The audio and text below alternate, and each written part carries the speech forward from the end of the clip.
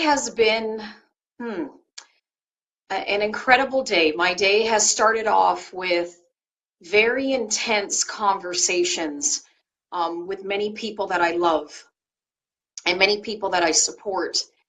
And the kind of conversations we've been having today has been all around, forgiveness and loving people just as they are, just as they're not.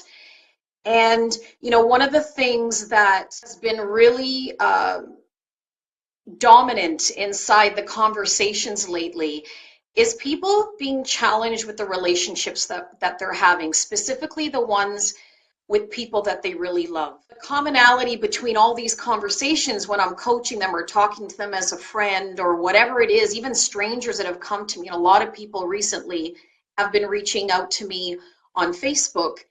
And the commonality is that I'm finding that they're just resisting forgiving people. I always ask them the question, what is it costing you?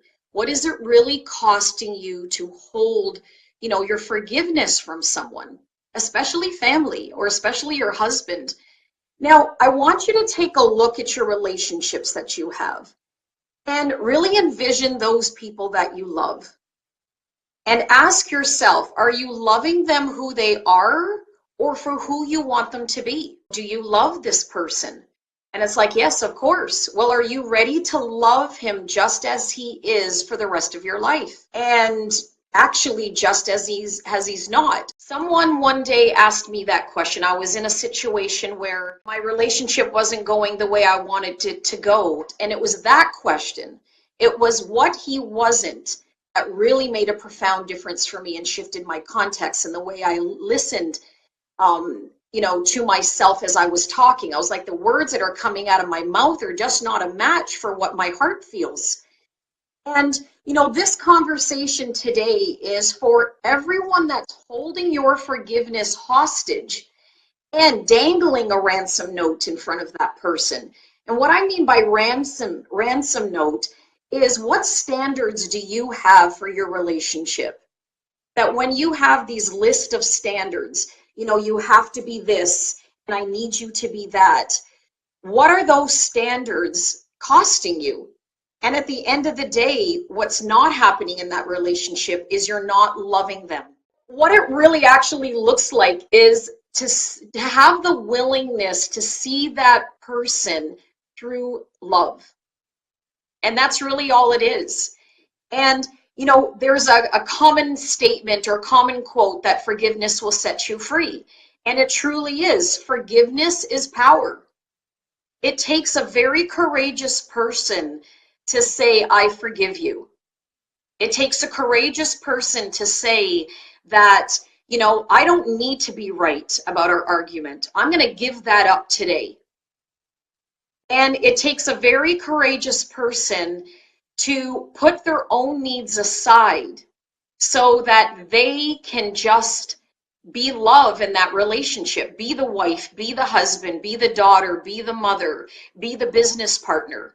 So right now, what I'm going to ask you to do is just think about this. Who is that one person in your life right now that you've been resisting forgiving? Everyone has that person. Now, what is that costing you? How much love, how much joy, how much happiness? If there's a brother or a sister that you're not forgiving, what is it like for the rest of the family to come together knowing that indifference is there in the space?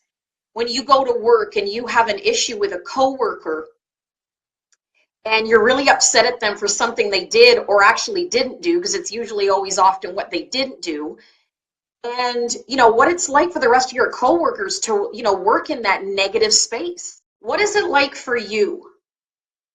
We as human beings are small people when we can't forgive other people. We don't get to be these giant leaders in the world. Nelson Mandela, look at his life. He stayed in that jail cell every day for year after year after year, and they could never break him. They could never break his will because he was willing to forgive. Every great leader out there that made a difference in our world, Gandhi, Mother Teresa, Martin Luther King, all made a difference. They were only able to do that because they found that there was much more power in loving people than there was in hating people. When we don't forgive others, we allow the hate to stay in our lives. And what does that hate do to you? That hate makes you sick. That hate makes you feel angry. That hate makes you see people from a view, from a lens, from your eyes, from your heart. That's painful. It never allows you to see people for the beautiful beings that they are. Each time I hear somebody share with me how angry they are at someone for something that they did, sorry,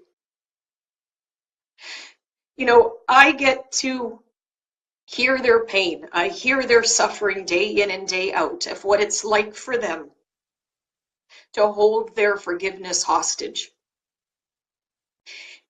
And they're beautiful people. I see them love strangers. I see them love me. I see them love everyone. And then when it comes to forgiving a family member, they just can't give it up. I've been in that boat. I've certainly have been in that boat. And it's not a boat you want to stay on. The impact is so big. It really is really big. I'm asking every one of you today to really go out there and forgive those you are just refusing to forgive. I promise you that inside that forgiveness, there will be a miracle today for you and your family. And there's so many people right now that have joined me on this conversation today, and I've seen how powerful you are. I've seen what heroes you are when you made the choice to forgive someone. And if you know someone in your life that's just not doing it, get out there and stand for them that they do. Because our world cannot afford this anymore.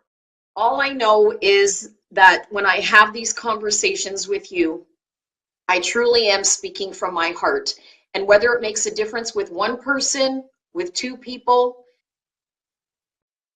with none, I don't know. But I do know it does make a difference for me because I get to be a contribution to you.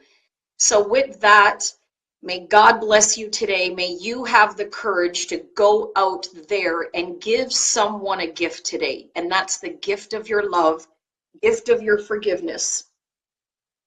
And go set them free. And I promise you, you will set yourself free at the same time.